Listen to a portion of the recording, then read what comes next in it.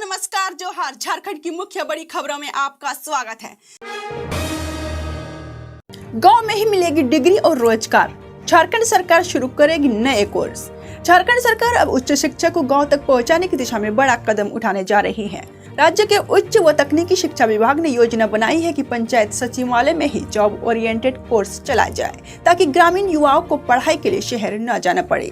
इसके लिए प्रस्ताव तैयार किया जा रहा है और सरकारी विश्वविद्यालय तथा अंगीभूत कॉलेजों को अपने आसपास की पंचायत सचिवालय को स्टडी सेंटर के रूप में उपयोग करने की व्यवस्था की जाएगी।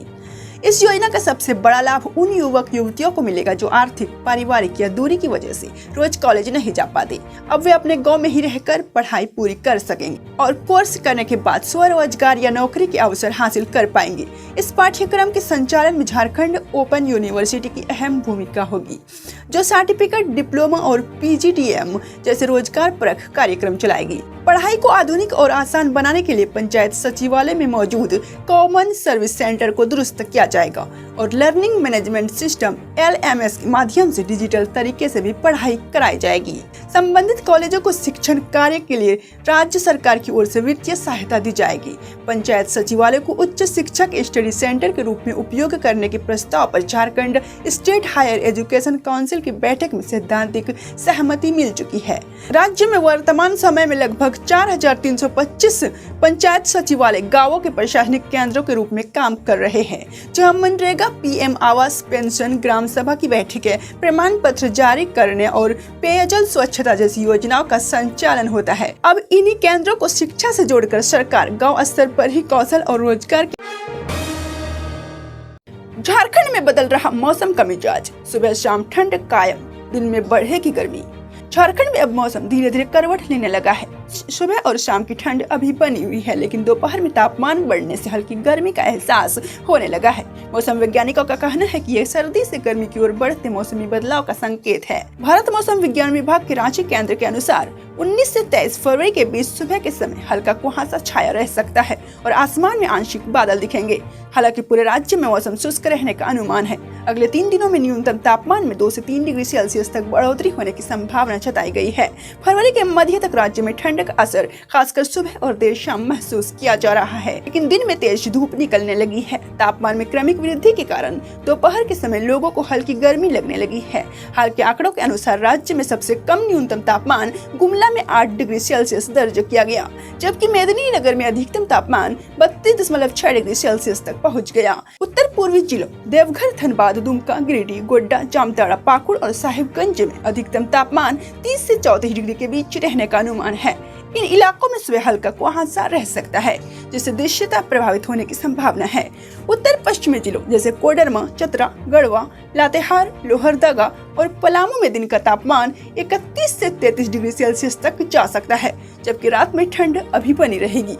यहाँ दिन और रात के तापमान में अंतर अधिक होने से लोगों को स्वास्थ्य के प्रति सावधानी बरतने की सलाह दी गई है। मध्य झारखंड, बोकारो, रामगढ़, हजारीबाग, रांची, खूंटी और गुमला में मौसम अपेक्षाकृत संतुलित रहेगा। सुबह हल्की ठंड रहेगी, लेकिन दिन में धूप निकलने से राहत मिलेगी। वहीं दक्षिणी जिलों खासकर पूर्वी और पश्चिमी सिंहभूम, सरायकेला और सिमडेगा में दिन का तापमान अधिक रहने की संभावना है, जहां कुछ स्थानों पर पारा 35 डिग्री सेल्सियस तक पहुंच सकता है। मौसम विभाग का कहना है कि आने वाले दिनों में ठंड धीरे धीरे कम होगी और तापमान में बढ़ोतरी के साथ राज्य में गर्मी का असर स्पष्ट होने लगेगा। फिलहाल लोगों को सुबह और शाम हल्के गर्म कपड़े पहनने और दिन में बढ़ती धूप से बचाव दोनों का ध्यान रखने की जरूरत है। झारखंड से अंधविश्वास की भयावह घटना, मां और 2 माह के मासूम को जिंदा जलाया। झारखंड के पश्चिमी सिंहभूम जिले से अंधविश्वास से जुड़ी एक दिल दहला देने वाली घटना सामने आई है। कुमारुंडी थाना क्षेत्र के कलाइया गांव में डायन का आरोप लगाकर 32 वर्षीय महिला और उसके 2 माह के नवजात बच्चे को पेट्रोल डालकर जिंदा जला दिया गया। इस हमले में महिला के पति गंभीर रूप से झुलस गए, लेकिन किसी तरह जान बचाकर भागने में सफल रहा। घटना मंगलवार रात 9 बजे की बताई जा रही है। जीवित बचे पति के अनुसार वह अपनी पत्नी और बच्चों के साथ घर में सो रहा था। तभी गाँव के ही एक रिश्तेदार ने बाहर बुलाया। जैसे ही वे बाहर निकले, पहले से मौजूद लोगों की भीड़ ने महिला पर डायन होने का आरोप लगाना शुरू कर दिया। पति ने मामले को सुबह पंचायत में सुलझाने की बात कही, लेकिन भीड़ ने उसकी एक न सुनी। आरोप है कि लोगों ने पेट्रोल लाकर महिला और बच्चे के ऊपर उड़ेल दिया और माचिस जलाकर आग लगा दी। आग लगते ही अफरा तफरी मच गई। पति किसी तरह जलते कपड़े के साथ वहां भागने के बाद थाने पहुंचकर घटना की जानकारी दी। अगले दिन पुलिस ने गांव पहुंचकर महिला और नवजात बच्चे के शव बरामद किए और घायल पति को अस्पताल में भर्ती कराया। इस वारदात में एक ही परिवार के करीब 1 दर्जन भर लोगों के शामिल होने की बात सामने आई। पुलिस ने अब तक 4 आरोपियों को गिरफ्तार कर लिया है। मामले की जाँच जारी है। यह घटना एक बार फिर दिखाती है कि आदिवासी बहुल इलाकों में डायन प्रथा जैसी कुरीतियां आज भी पूरी तरह खत्म नहीं हुई है। अंधविश्वास के कारण महिलाओं, खासकर कमजोर और अकेली महिलाओं को निशाना बनाया जाता है। कई मामले में उन्हें प्रताड़ित किया जाता है, गांव से निकाल दिया जाता है या हिंसा का शिकार बनना पड़ता है। हालांकि राज्य में इस प्रथा को रोकने के लिए कड़े कानून लागू है, फिर भी ऐसी घटनाएं सामने आती रहती है। सामाजिक कार्यकर्ताओं का मानना है कि अशिक्षा, गरीबी और जागरूकता की कमी इस समस्या की मुख्य वजह है। विशेषज्ञों का कहना है कि कानून के साथ साथ शिक्षा और सामाजिक जागरूकता बढ़ाना ही इस कुप्रथा को खत्म करने का अस्थायी रास्ता है। जुलाई से शुरू हो सकती है विकसित भारत श्रीराम जी योजना। नाम बदलने के विरोध में कांग्रेस फिर करेगी आंदोलन। ग्रामीण विकास से जुड़ी योजनाओं को लेकर देश भर में बड़ा बदलाव देखने को मिल सकता है। मनरेगा के तहत चल रही योजना को बदले हुए नाम विकसित भारत श्रीराम जी योजना के रूप में संचालित किए जाने की तैयारी चल रही है। इसके लिए केंद्र और राज्य स्तर पर प्रक्रियाएं आगे बढ़ाई जा रही हैं। हालांकि फिलहाल नई योजना का चयन नहीं हो रहा है और न ही इसके लिए अतिरिक्त फंड जारी किया गया है। केंद्र सरकार की ओर से इस योजना को जुलाई से लागू करने का लक्ष्य तय किया गया है। योजना शुरू होने के बाद सभी राज्यों में इसे लागू किया जाएगा और इसी क्रम में झारखंड में भी इससे संबंधित अधिसूचना जारी करने की संभावना है। ग्रामीण क्षेत्रों में योजना को लागू करने की तैयारियां प्रशासनिक स्तर पर तेज कर दी गई है। इस बीच भुगतान व्यवस्था को लेकर भी सुधार करने की कोशिश जारी है। SNAS प्रणाली के तहत भुगतान प्रक्रिया में आ रही तकनीकी खामियों को दूर करने का प्रयास राज्य स्तर पर किया जा रहा है। अधिकारियों का मानना है कि यदि यह प्रयास सफल रहता है तो लंबे समय से लंबित मजदूरी और योजनागत भुगतान का रास्ता साफ हो सकता है। राज्य सरकार के प्रतिनिधि लगातार केंद्र के अधिकारियों से संपर्क में हैं ताकि भुगतान प्रणाली को सरल बनाया जा सके और बकाया मामलों का समाधान हो।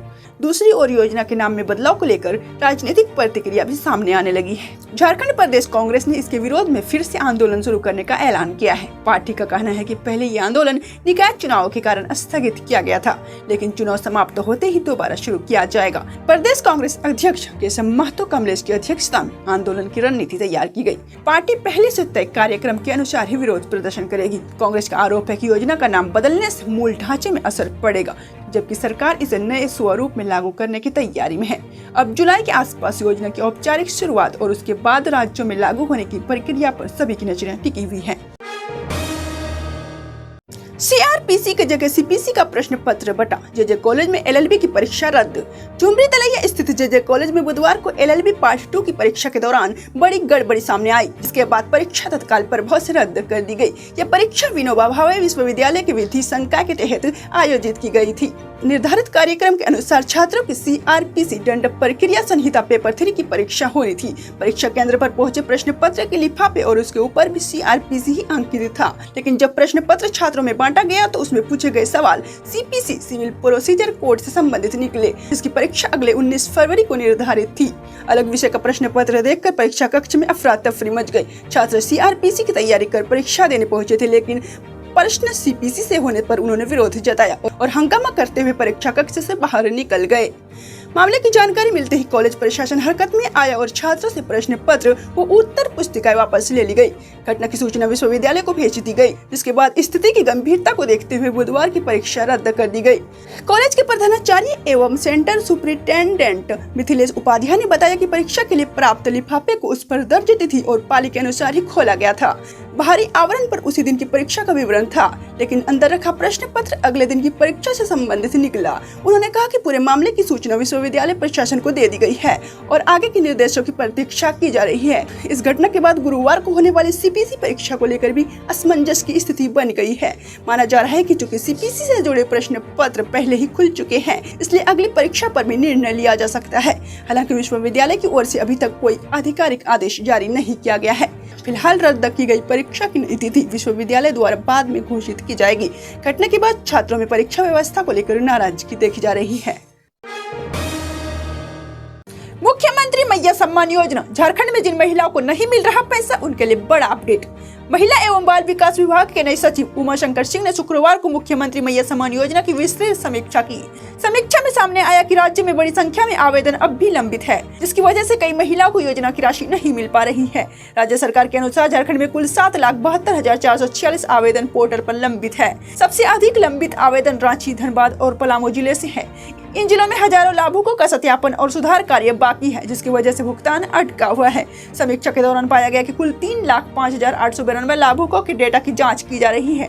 इनमें सबसे अधिक ओबीसी वर्ग की 1,34,949 महिलाएं हैं। इसके अलावा अनुसूचित जाति 89,522, सामान्य वर्ग 45,271, एसटी वर्ग 36,150 महिलाओं की डेटा की जांच की जा रही है। सरकार ने निर्देश दिया है कि रिकॉर्ड में सुधार कर योग्य लाभुकों को जल्द भुगतान किया जाए। बैठक में यह भी स्पष्ट किया गया है कि राशि रुकने की वजह तकनीकी और दस्तावेजी गड़बड़ियां, जैसे 5,438 मामलों में आधार अमान्य है, 66,021 मामलों में आधार डुप्लीकेट है, 15,004 मामलों में बैंक खाते में त्रुटि है। कई आवेदनों में डाटा मिलान और सत्यापन अधूरा है। इसके अलावा कुछ जिलों में बिल प्रोसेसिंग भी लंबित है, जिससे भुगतान जारी नहीं हो पाया है। सचिव ने सभी जिलों को निर्देश दिया है कि लाभुकों के दस्तावेज तुरंत सुधारे, आधार बैंक मिलान ठीक करें, लंबित आवेदनों का सत्यापन तेजी से पूरा करें, महिलाओं को जल्द सम्मान राशि जारी करें। मतलब साफ है कि जिन महिलाओं का पैसा रोका हुआ है उसका भुगतान बंद नहीं हुआ है। डेटा सुधार के बाद राशि देने की प्रक्रिया तेज की जा रही है। रेलवे में नौकरी दिलाने के नाम पर 40 लाख की ठगी, धनबाद से 2 आरोपी गिरफ्तार। धनबाद में रेलवे में नौकरी दिलाने के नाम पर ठगी का बड़ा मामला सामने आया है। स्पोर्ट्स कोटा के जरिए भारतीय रेल में नियुक्ति दिलाने का झांसा देकर 6 युवकों से कुल 40 लाख रुपए ठग लिए गए। मामले में पुलिस ने 2 आरोपियों को गिरफ्तार किया है। शिकायत तमिलनाडु के कृष्णागिरी जिले निवासी एस बालाजी पूर्व सैनिक ने दर्ज कराई। पुलिस ने धनबाद थाना क्षेत्र के ठाकुर कुल्ही निवासी संजीत कुमार और सराढेला के तपोवन कॉलोनी निवासी सुमोद कुमार को गिरफ्तार किया है। उनके पास से 20,000 रुपए नकद, 2 कार, मोबाइल फोन, फर्जी नियुक्ति पत्र, मेडिकल फिटनेस प्रमाण पत्र, स्पोर्ट्स कोटा से जुड़े कागजात और अभ्यर्थियों के दस्तावेज बरामद किए गए। पुलिस के अनुसार ये एक संगठित गिरोह था, जिनमें अलग अलग लोगों की जिम्मेदारी तय थी। सुबोध कुमार देश भर में युवाओं को नौकरी का लालच देता था, जबकि संजीत मेडिकल जांच और कागजी प्रक्रिया संभालता था। गिरोह प्रति अभ्यर्थी 7 से 8 लाख रुपए वसूलता था। आरोपियों ने अभ्यर्थियों को फर्जी ज्वाइनिंग लेटर देकर डोकरा हॉल्ट में 3 महीने तक कथित ट्रेनिंग भी कराई। मेडिकल जांच धनबाद अस्पताल में कराई गई और कागजों पर वैधता दिखाने के लिए IRCTC की मुहर तक इस्तेमाल की गई। बाद में पुलिस वेरिफिकेशन का बहाना बनाकर अभ्यर्थियों को वापस भेज दिया गया।